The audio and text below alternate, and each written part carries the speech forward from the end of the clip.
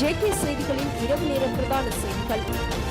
நீதிமன்றத்தால் விளக்கமறியலில் வைக்க உத்தரவிடப்பட்ட முன்னாள் அமைச்சர் டக்ளஸ் தேவானந்தா மகர சிறைச்சாலையில் வைத்தியசாலையில் அனுமதிக்கப்பட்டுள்ளதாக தெரிவிக்கப்படுகின்றது. மகர சிறைச்சாலைக்கு அழைத்து வரப்பட்ட முன்னாள் அமைச்சர் டக்ளஸ் தேவானந்தா முதலில் சிறைச்சாலை மருத்துவரால் பரிசோதிக்கப்பட்டு பின்னர் சிறைச்சாலை வைத்தியசாலையில் ஒரு வார்டில் அனுமதிக்கப்பட்டுள்ளதாக தெரிவிக்கப்படுகின்றது.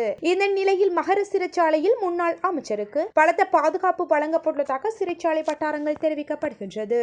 டக்ளஸ் தேவானந்தாவுக்கு சட்டப்பூர்வமாக வழங்கப்பட்டிருந்த கைது துப்பாக்கி பாதாள உலக கும்பல் உறுப்பினர் ஒருவரிடம் இருந்து கண்டுபிடிக்கப்பட்டமை தொடர்பில் அவர் கைது செய்யப்பட்டிருந்தார். இதன்படி எதிர்வரும் ஜனவரி 9 வரை அவர் விளக்கமறியலில் வைக்க நீதிமன்றம் உத்தரவிட்டுள்ளது.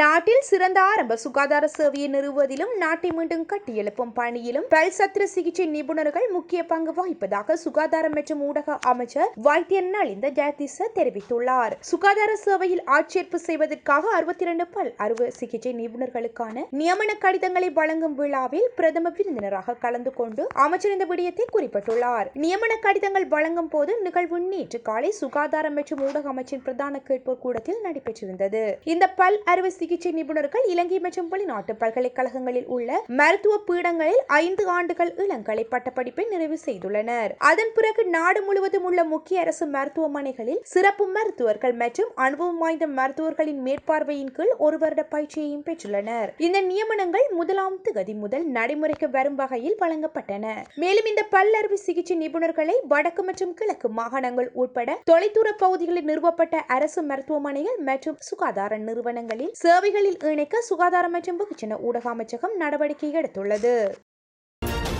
சர்வதேச நாணய நிதியத்தின் ஒரு குழு அடுத்த ஆண்டு தொடக்கத்தில் இலங்கைக்கு வருகை தர உள்ளது. சர்வதேச நாணய நிதியத்தால் வழங்கப்பட்ட விரிவாக்கப்பட்ட நிதி வசதியின் 5வது மதிப்பாய்வு குறித்து விவாதிப்பது இந்த விஜயத்தின் நோக்கமாகும். EFF 5வது மதிப்பாய்வு ஏற்கனவே நிறைவடைந்துள்ளது. அதை அங்கீகரிக்க IMF நிர்வாக குழு முதல் டிசம்பர் 15 அன்று கூட திட்டமிடப்பட்டிருந்தது. இருப்பினும் விரைவான நிதியுதவிக்கான இலங்கையின் கோரிக்கையை தொடர்ந்து கூட்டத்தை ஒத்திவைக்க IMF முடிவு செய்திருந்தமை குறிப்பிடத்தக்கது. ஜாழ்ப்பாணம் மண்டித்தீவில் ஜாழ்ப்பாணம் சர்வதேச கிரிக்கெட் மைதான நிர்மாண பணிகள் தற்போது நடைபெற்று வருவதாகவும் திட்டமிடப்பட்டு முன்னேறி வருவதாகவும் ஸ்ரீலங்கா கிரிக்கெட் தெரிவித்துள்ளது. டிட்வா சூறாவளி காரணமாக மைதானத்தில் கட்டுமான நடவடிக்கைகள் தற்காலிகமாக நிறுத்தப்பட்டிருந்தது. இது 2026 ஜனவரி 14 அன்று நடைபெற இருந்த முதல் சோதனை ஆட்டம் உட்பட திட்டமிடப்பட்ட பணி திட்டத்தை சீர்குலைத்தது. இப்போது பணிகள் மீண்டும் தொடங்கப்பட்டுள்ளன. அத்துடன் இலங்கை மற்றும் இந்தியா இணைந்து நடத்தி வர இருக்கும் 2026 ICC ஆண்கள் கிரிக்கெட் உலக கிண்ணம் முடிந்த பிறகு சோதனை ஆட்டம் நடத்தப்படும். இந்த நிலையில் திட்டமிடப்பட்ட காலக்கெடுவிற்குள் மைதானத்தின் கட்டுமான பணிகளை முடிப்பதில் நம்பிக்கையுடன் இருப்பதாக ஸ்ரீலங்கா கிரிக்கெட் மேலும் தெரிவித்துள்ளது. ஜாழ்ப்பாண சர்வதேச கிரிக்கெட் மைதானம் 48 ஏக்கரில் உருவாக்கப்படும். இதில் 10 மைய விக்கெட்டுகள் உள்ளன. எல்லை தூரம் 80 மீட்டர் வரை நீடிக்கப்பட உள்ளது. முன்னாள் அமைச்சர் ஜான்ஸ்டன் பெர்னாண்டோவின் மகன் ஜொஹான் பெர்னாண்டோ கைது செய்யப்பட்டுள்ளார். குறித்த கைது நடவடிக்கையானது நிதி குற்றப்புலனாய்வு பிரிவால் மேற்கொள்ளப்பட்டுள்ளது. ஜான்ஸ்டன் பெர்னாண்டோ கூட்டுறவு மற்றும் உள்நாட்டு வர்த்தக அமைச்சராக பணியாற்றிய காலத்தில் ஏற்பட்டதாக கூறப்படும் முறைகேடு தொடர்பில் அவர் கைது செய்யப்பட்டுள்ளதாக தெரிவிக்கப்படுகின்றது. இந்த நிலையில் சதோஷவுக்கு சொந்தமான லாரி மற்றும் பல வாகனங்களை தவறாக பயன்படுத்தியதற்காக அவர் கைது செய்யப்பட்டதாக போலீசார் தெரிவித்துள்ளனர். அத்தோடு மேலதிக விசாரணைகளில் சம்பளம் மற்றும் கொடுப்பனவுகளை தவறாக பயன்படுத்தியதும் தெரிய வந்துள்ளதாக கூறப்படுகின்றது. அரசாங்கம் தொடர்பில் 1 வருடத்தில் அதன் நன்மை தீமைகள் தொடர்பில் கருத்து கூறுவது உசிதமானதல்ல. புதிய அரசாங்கம் ஒன்று பதவியேற்று 3 வருடங்களின் பின்னர் தான் நன்மை தீமைகள் தொடர்பில் கருத்து கூற முடியும் என்று முன்னாள் ஜனாதிபதி மைத்ரிபால சிறிசேன தெரிவித்துள்ளார். கொழும்பில் நடந்த நிகழ்வொன்றில் கலந்து கொண்டு கருத்து தெரிவிக்கும் போது அவர் மேற்கண்டவாறு குறிப்பிட்டிருந்தார். தொடர்ந்தும் பேசிய அவர், ஒரு அரசாங்கம் 1 வருடத்திற்குள் எதுவும் பெரிதாக சாதித்துவிட முடியாது. 3 வருடங்களின் பின்னரே எந்த பக்கம் போகின்றது என்று தெரியும். கணக்காய்வாளர் நாயகம் தொடர்பில் இதற்கு முன்னர் எனது ஆட்சி காலத்தில் எவ்வாறு செயற்பட்டுள்ளேன் என்பது தொடர்பில் ஆராய்ந்து பார்த்தால் அது தொடர்பில் தெரிந்து கொள்ளலாம். நானும் ஒரு கணக்காய்வாளர் நாயகத்தை நியமித்தேன். கணக்காய்வாளர் நாயகத்துக்கான நியமனம் ஒரு மணித்தியாலத்தில் செய்யக்கூடிய வேலையாகும். பிரதேச சபைகளின் பாதீடு வாக்கெடுப்பில் உறுப்பினர்களின் நிலைப்பாடு மக்களின் எதிர்பார்ப்பாகவும் இருக்கலாம். அதை அரசாங்கம் உணர்ந்து செயற்பட வேண்டும் என்று குறிப்பிட்டுள்ளார். உள்ளூராட்சி சட்டத்தின் கீழ் இது போன்ற சூழ்நிலைகளை ஜனநாயக ரீதியாக வாக்கெடுப்பு மூலம் தீர்க்க முடியும். இது போன்ற சூழ்நிலைகளில் எந்த ஒரு நபருக்கும் ஜனநாயக ரீதியாக தங்கள் வாக்கு துப்பாக்கி பயன்படுத்தி சுதந்திரம் உள்ளது என்றும் அவர் கூறியுள்ளார். பொதுவாக புதிதாக நியமிக்கப்பட்ட அரசாங்கம் சிறப்பாக செயல்படுகின்றதா இல்லையா என்பதை சுமார் 3 ஆண்டுகளுக்கு பின்னரே சரியாக மதிப்பிட முடியும் என்று மைத்திரிபால ஸ்ரீசேன தெரிவித்துள்ளார்.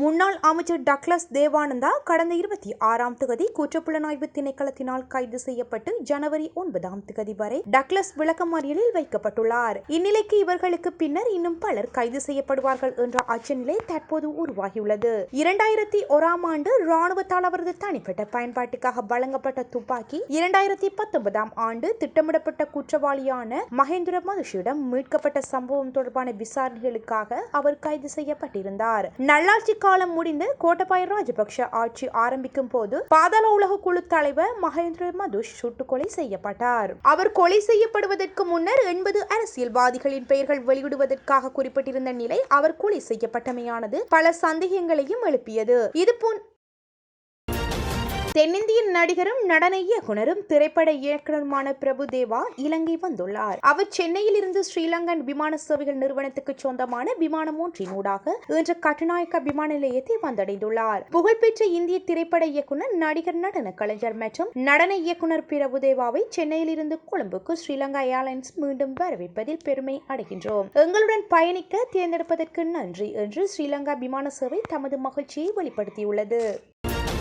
கிரிபத்கொட நகரில் ஏற்பட்ட தீ விபத்து காரணமாக கொழும்பு கண்டி பிரதான வீதி தற்காலிகமாக மூடப்பட்டுள்ளது. குறித்து வீதியால் பயணிக்கும் சாரதிகள் மாற்று வழிகளை பயன்படுத்துமாறு போலீசார் கேட்டுக்கொள்கின்றார்கள். தீயை அணைக்க கொழும்பு மற்றும் கம்பஹான் நகரமாட்சி மன்றங்களை சேர்ந்த 5 தீயணைப்பு வாகனங்கள் ஈடுபடுத்தப்பட்டுள்ளதாக தெரிவிக்கப்படுகின்றது. கிரிபத்கொடையில் இன்று மதியம் 2 கடைகளில் இந்த தீ விபத்து ஏற்பட்டுள்ளமை குறிப்பிடத்தக்கது.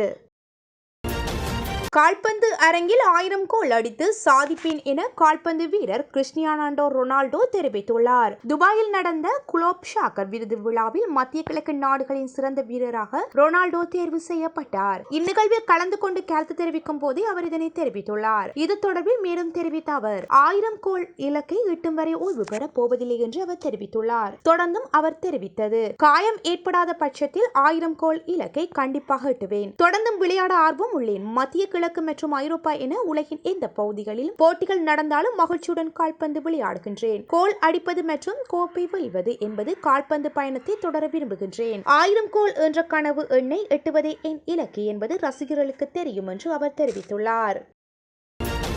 நீதிமன்றத்தால் விளக்கமறியலில் வைக்க உத்தரவிடப்பட்ட முன்னாள் அமைச்சர் டக்ளஸ் தேவானந்தா மகர சிறைச்சாலையில் வைத்தியசாலையில் அனுமதிக்கப்பட்டுள்ளதாக தெரிவிக்கப்படுகின்றது. மகர சிறைச்சாலைக்கு அழைத்து வரப்பட்ட முன்னாள் அமைச்சர் டக்ளஸ் தேவானந்தா முதலில் சிறைச்சாலை மருத்துவரால் பரிசோதிக்கப்பட்டு பின்னர் சிறைச்சாலை வைத்தியசாலையில் ஒரு வார்டில் அனுமதிக்கப்பட்டுள்ளதாக தெரிவிக்கப்படுகின்றது. இந்த நிலையில் மகர சிறைச்சாலையில் முன்னாள் அமைச்சருக்கு பலத்த பாதுகாப்பு வழங்கப்பட்டுள்ளதாக சிறைச்சாலை வட்டாரங்கள் தெரிவிக்கப்படுகின்றது. டக்ளஸ் தேவானந்தாவுக்கு சட்டப்பூர்வமாக வழங்கப்பட்டிருந்த கை துப்பாக்கி பாதாள உலக கும்பல் உறுப்பினர் ஒருவரிடம் இருந்து கண்டுபிடிக்கப்பட்டமை தொடர்பில் அவர் கைது செய்யப்பட்டிருந்தார். இதன்படி எதிர்வரும் ஜனவரி 9ஆம் தேதி வரை அவர் விளக்கமறியலில் வைக்க நீதிமன்றம் உத்தரவிட்டுள்ளது.